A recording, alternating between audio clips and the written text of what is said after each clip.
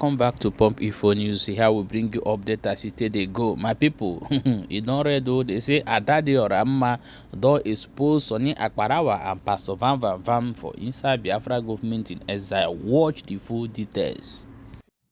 Common age everybody until the abanye declare Biafra or the soil coach is that immediately declare Biafra and they dissolve Biafran government.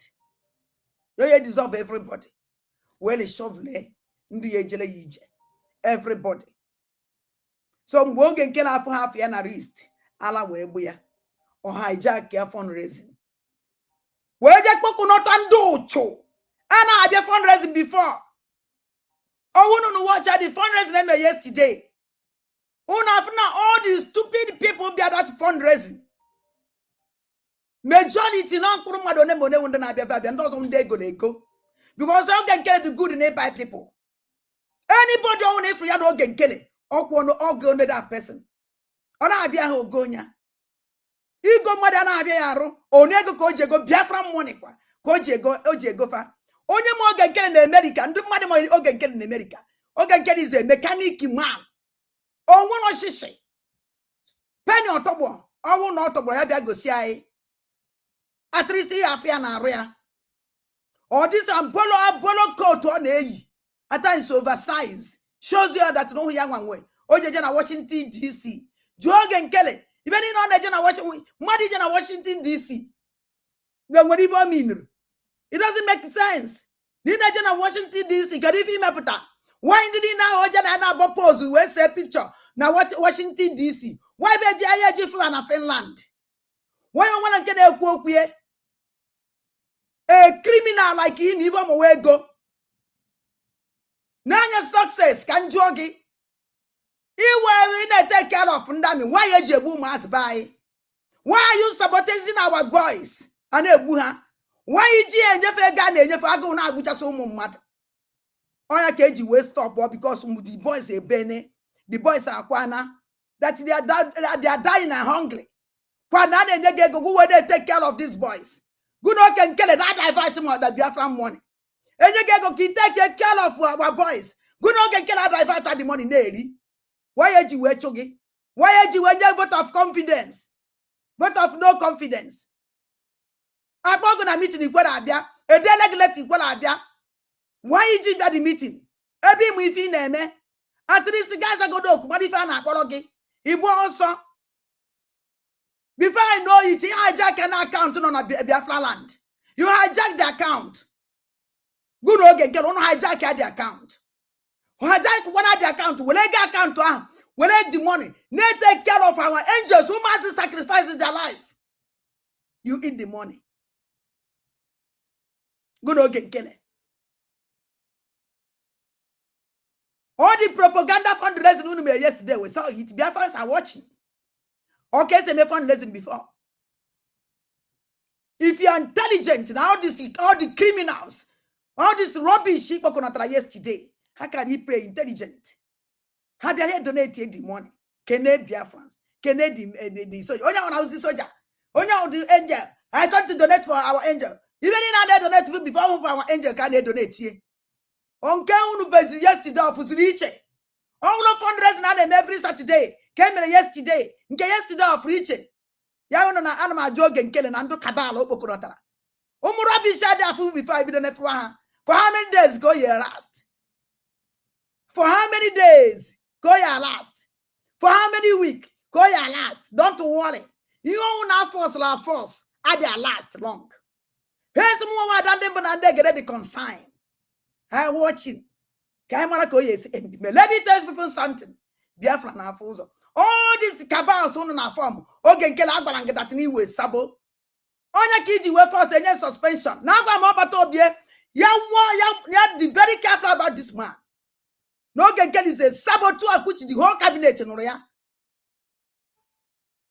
And they're warning him again for Agbarawa. You have to be very careful. That's Agbarawa is a sabo. I want to go me alive from origin, but the Bazo and Gaddafi. Say, be careful of this useless guy. No, not here for Biafra. Anama umu Igbo munu ze muazo. Umaka jofani ne. ma nwoke ma nwaanyị dị ya nụ maka na nwa afọ Igbo ọnwụ na nwoke ọnwụ na nwoke Igbo woji ọfọ because na amụrụ ya n'obi nwa ọnwụ na amụrụ n'obi nna ya ji ọfọ iwu dị ọkpara ma iwu ọnwa iwu dị ọkpara hensị na aja na obi nna gị metụrụ gị enyego gị ọfọ nna gị mgbe anyị ebinyi elugo unu agbazine nkịtị anyị nwa unu anọkọtakwana slide ya nọ ebe anyị nọ kịta our biafra cabinet the intact o nwere ife mere the cabinet mmadụ cabinet member one ka unu fụrụ na this rubbish emele ha cabinet member one ka unu fụrụ na this rubbish emele ha cabinet member one unu ya afụ cabinet member ha ya apụta this week that dress unu wa Biafrans oge nkele mgbe aka complete so ebe ọ ma anya wa ego because ego aka o ji azụ onwe na oge nkele wa ọgaranya today we go Biafra if not I'm of Biafra ọgaranya before who know him nobody a criminal so ebe ọ after morning hence ni na eweta ego chala acha from ndị na-eweta 30 euro abụ ndị na-eweta 20 euro ebaba unique and pools ọkpọ chụpụ mfa eche na banya na-ebutere gị ndị Biafra fundraising nya na achọ ka na ebe 1000 na-ada achọrọ m ị na ebe 1000 na-ada na ọnwụ ego Biafra ka ị were nyefa ka ha donate because it good na something like that propaganda na ọnwụ ego Biafra ka ị were ka this useless ụmụ mosquito ikpokọnatara bịa na korobish mama how many days I eme ya wife mama how many days eme ya wife ọnwụ ya ka ikpokọnatara were ego Biafra nye ha because it good na ya if ị na-eme any coordinator ọnwụ na ada na your own igonwu ikuru ko something boy ewerezi onye ọfụ tinye iwerezi ego na sponsor that onye ọfụ apụta ego obodo a donate 1000 2000 kwari no when anybody donate but say na fan donate ego nobody will call their names ọnwụ na ego oge ka o wee confuse ọbata obie ka asị na ọ na-eweta ego ka e were pose the person e were somebody na-alụ ọrụ uto obi chụpụ ya ife oge nkere na-eme so all this rubbish will stop so we go when we can ego the whole people go fanchani for A to Z igwu ara na iji ego na o nwere ibe ị nidiri oge nkele hensị na ya ma na o nwere ike use go for something oge nkele send ego Biafra money o ji ego Biafra ego ndị banyị na-atụtakwa instead onye na-esend ndị army oge nkele were na-ego bi ndị cabinet na-ego bi some useless people coordinators any coordinators say from that place presently his contact this thing yesterday oge nkele buy that person off anybody because he watch ya the whole coordinator how many coordinator come there how many coordinator and I promise all the coordinators all that no na resign all na ewepụ to be a coordinator for that state Kamaza no oge nkele will be a Biafran government let us go there if you don't resign a change yegi imana ma fight Dr. Ngozi Olabeze if Ngozi Olabeze don't stand up and we do his job and resign all these useless mosquitoes that represented the county yesterday upon order, those people will resign. Another person. Let us do this game. One person can never carry on a government. Biafra, we have government. And then when you do the not on the Nakwasre. I'm always there, baby, Akwaka. Okay, can I hijack the government account? Or hijack change everything within one day. The Biafran government will open another account. So, on what anything make many on this information. On your the Lina and say was all a base. Van neighbor when who yesterday this program. Anybody on Tinyelego na new mandate account. Now the Biafran government now I can actually dress our mandani. Because if I just out of hand. I can do more, my angel. You good Butos, I love you so much. Holy Ghost, I love you so much. Unu ni na undu di umu weekend na na about today unu wa melenji aba. Unu ekpokpene. Ka these people drag ya unu. drag you to this rubbish. Onwekwenetino uno na ndị ebiro. Una amala ndị fa na alụlụ ọlụ. Bikonu. Bikonu. Unu ekwezine ka a na-akpa afọ unu like this. Unu bukwa ọfọ. Unu bukwa ọfọ. Unu bu afọ ajan. Unu ekwekwe na ka alụ eme ụmụ Igbo. Anything ọwụna mere unu today eme n'ụmụ Igbo.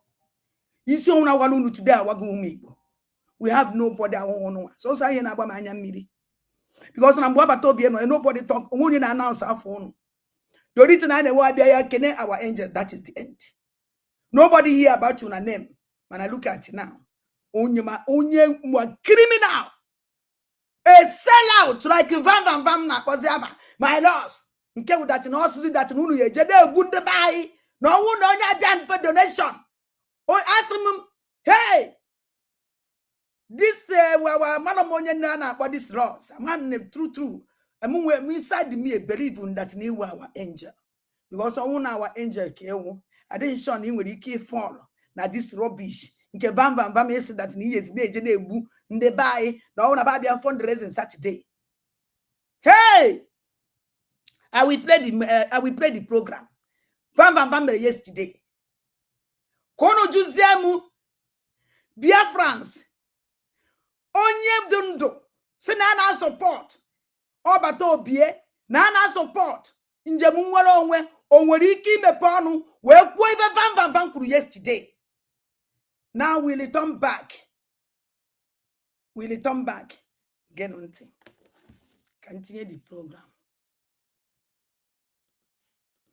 Rocks, Biafrans and lovers of freedom, listen to me. I am the self-acclaimed armor bearer of the Prime Minister of the Biafra. You are a stupid guy. You are a clean, a saboteur of Obato Bie, Prime Minister Simon Ekpa. Because on damn Guinea, Kifani Nezubi and Nemezu, because everyone has stopped. Because unu talia, now can they connect the dot? If I'm allowed Obato Bie. Now can I connect the dot? No jokes don't can say that now. Do job at all with GGDA. Now can I connect the dot? This sabotage our Obato Bie. With even this guy made here, or we're going to the truth. Biafrans. I will never lie. Because even Madi Kurunono, can you judge that person? Yeah, but after that, when Edika go Biafra, and name with the bodies, many, they out. Because if I'm in Finland, the Trofananya, he believe in that I may have the kind of determined. I did. Now will be do this thing so that those people will say, oh, Mbao, oh yeah, I'm here. So I would that in my men in Finland, I walk. No one's in the Biareno, Nikene Bube, my name on those for Goslia, Ogen Kelly, a sabotage. Now walk with the Nigerian government with this idiot. I go on all the time. That's what we really show me. But don't allow that I won't lay a curse on you. No, because you have laid a curse on yourself. Let us see how it will happen. Let us know, see how it will happen. Then I can then I get to kill only favor the Republic government in exile. Commander Ross is the boss and the commander of all commanders in the Biafra Defense Forces and Biafra Liberation. Commander Ross, the only thing now you will be too, sir. Oh, be too, sir. No, because we believe. I can never believe in this world. A believe woman on Ross, my own. The only person on our power for you like this in Butuzo, and one Jiji. I put a moye Jumaro. I'm yes. No man more. No. Never in this world can believe Vonya. Because we don't see the face of that person. Anybody can claim anything. Anybody can claim any nonsense. When they tweet, we believe Vonya. So Van the Agba, who is behind of these laws? I don't know him. But I know my own angel. Akaji of Igbo. Akaji of Mo. Akaji of Mado. Akaji of Mirina. Akaji of, oh my God. No, it's not possible. I don't even know. A man sacrificed everything. A man sacrificed everything, sacrificed his life for him to save our people. I can never believe this. Never in this world. When we go Butuzo, only in Anonumu, Anya Milan Nanya. You go Butuzo, you have to talk. You have to find us.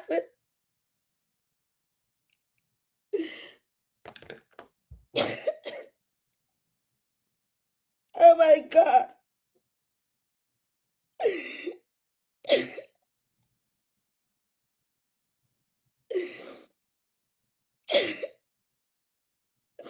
Oh, we're going to be public. Papa na phone.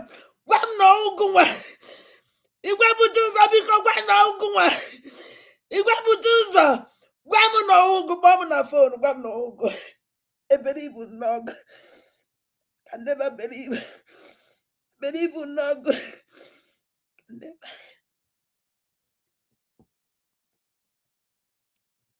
I can never believe.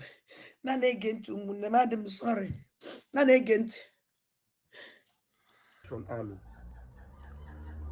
Anything Commander Ross does is to protect and defend Biafra and to defend the Biafra Prime Minister. If you declared Biafra today, it is because you have Commander Ross. Okay. If you have pride and love for your Prime Minister today, shut up. Why you here, boy? Igwe Butuzo. You wanna call Ross? We don't know who this person called us. And we don't know him. I want to be not to be one day silos. Or not to be for these guys. Or not to be for at all. Or not to be call their names na public. Because there is something hidden. There is a secret between these people. Our angel is their name. And they will remain the angel that I know. Because I know that the angel in Kemo they can never disappoint us. Then they can never plan evil against us. And we sacrifice to save our life. But I see how many days now? Lost. It's like now this person and lost. Now this people that know, but they may advertisement can we incomplete their mission after they made today. Again, I cannot believe complete. Nenyami mango that know who my Igwe Butuzo and do the Holy Ghost or biahu kedafayano all these gallant men. Oh my God. No. Kinda agent. it is because you have Commander Ross and his boys. If Biafra have an army today that the zoo is afraid of, is because we have the Ghost Rider, Commander Ross. I am not looking for any position. In fact, going forward, I relinquish any title I have in the Biafra. Oh, he needs to go. From now going on, any ways to go title onward in a government.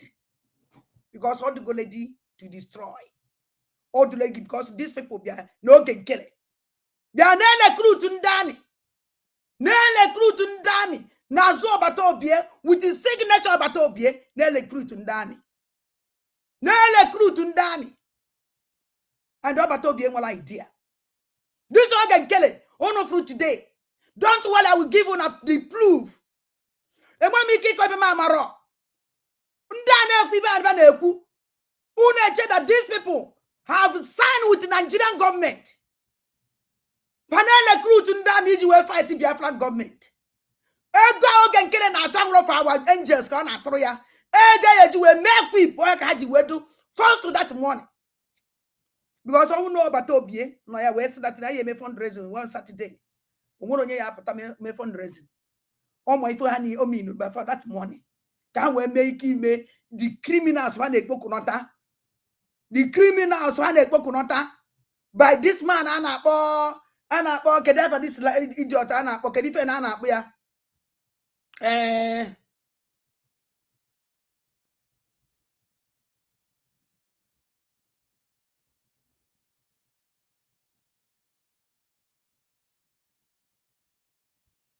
Kedife na anapo ya. Can you this guy I design from this thing? It is on me if that guy. Even picture that guy. Me I the picture. Put on your here. On when we caterpillar send him picture this Kedafiano. This care for this idiot. Kedafiano. Ya no gen kill na.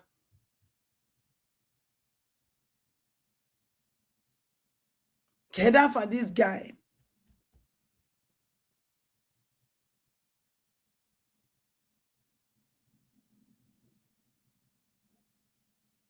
Success ndo no munnem. Success. Igwe ogen kele na vam na success ni recruit another army. Even na go no biafra sawo kwasi with his signature about obie panel recruit another army. Ya fight the Biafran government. Achoro go no jail ogen kele onendo ka na vam na success na lolo. Onende ka vam na success na lolo. Ozigbo panu that no batobie fa broke account no na buy. Ikpoze nwanye na afu maka account osogo hu ya. Ikpo onye nke aso awu ya. Go to na control the account. Onkwanye m na ndebe na fa na akpa maka account since ka netu ndo otu no kezi nu no kwuru ego ne. Ana yenye m details otu ndo sibi nwanye sizie na hu ya na afuzi maka account. Ego ni na echiri na account ahụ oge nkele sizie ya na this success. With other man again. With that woman na ekwu maka ya. Then ego nke dị na America. Pam account dị na America. He change go the name. Ozugbo changes and certain things dị n'ime ihe. Pa hijack ya nke ahụ also. Okwa maka Biafra sana magunu eziokwu. Van kwuru ebe a sị that na ị na-etinye ego na bandage. Chelenu. Mandate Biafra achọrọ nke unu jee na account Biafran government jen na www.ipob.us.org jen na ya unu jere unu ya afu all the 3 account na unu ya afu new mandate nia munwa na eme my own contribution with new mandate itinye ha na enye receipt ozugbo exactly the same. Now van na agba ndị mmadụ because no oge nkele onye dị in charge new mandate. Oge nkele adị in charge na new mandate. Onye ka van na agbazi oge ndị mmadụ onye tie ego na that new mandate. Genu ntị ka unu nụrụ ife okwu ebe a. Ana m agba government. My title going forward is Pastor Vam. Yes. The self-acclaimed. Shut up. His title going forward is Pastor Vam. Ochi Akpanazo na Pastor Vam.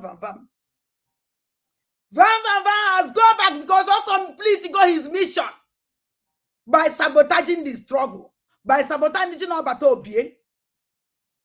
Vam from now going on because now sack die. Madam Boy sack ya okuye. Now Vam complete feel that not complete got his mission. By sabotaging Obatobie and by sabotaging the struggle. Now, Oton honor to Van was deputy or was honorable. No, then again. I'm a bearer of the Prime Minister, and I am loyal to the authority of Commander Ross. Yes, you see, the Ghost Rider. What up? All this is loyal, not Obatobie. Van is loyal to laws. Hello? Morning. Good morning. Because so now, Van is loyal to Simon Eba. Njoko di obata obie. Ibe van duzi yawo onyo mazi na obidio yawo laws. Laws. Who is this laws? I don't know him. Because nothing capable for the name. And I hear because hence not bon. The given you wait for us no butus or yawo laws. Which in a way believe for. And we believe me. Never I will believe this rubbish. Why laws? Who is this laws? Or is he loyal to? I'm on your I'm well on them. Let's van can who is this laws? Onye na akpọ me be stop we maka iwe ye ewem. Akpọzi nem ọzọ. Mgbe ye jikọ phone you can call phone and tell me whatever you want to tell me, but for now stop. Kedu onye who this laws are? Van says that na ya from now na ya way to warn everything. Basra Biafran government. The title. Now what is the loyal to laws? None against Biafrans. He is the reason why we have Biafra to be proud of today. And his boys, his men on ground, in every territory of Biafra. And so, all this badadash of no fundraising, this, no fundraising that, dissolved this, dissolved that, is all badadash. We are Biafrans, and we are loyal to our Prime Minister, Obatobi Simon Ekpa. If there's anybody that is not concerned that our Prime Minister have not spoken to us in the past 16 to 17 days, that person, you go collect. You see? You see? Van de kuzi you go collect. Because na be you gonna help you to go criminal. You go collect. Van na gazi a pastor. Pastor sunu pele for good 1 week. Van me pastor. I'll be confused. I'm an cook and call jeje. O man o jeje keke. O man o jeje keke. O man o jeje umurunwa. O man e boy akban waje ben dedicate. Is he not rubbish? Okay, my wonderful people. Now, so I see for the matter. Now I say my career and con give now. But now, not forget so now still there for Pump Info News. Here will they bring you update as it they go. Make you share the video so that other people go still they know what they go on as it stand now.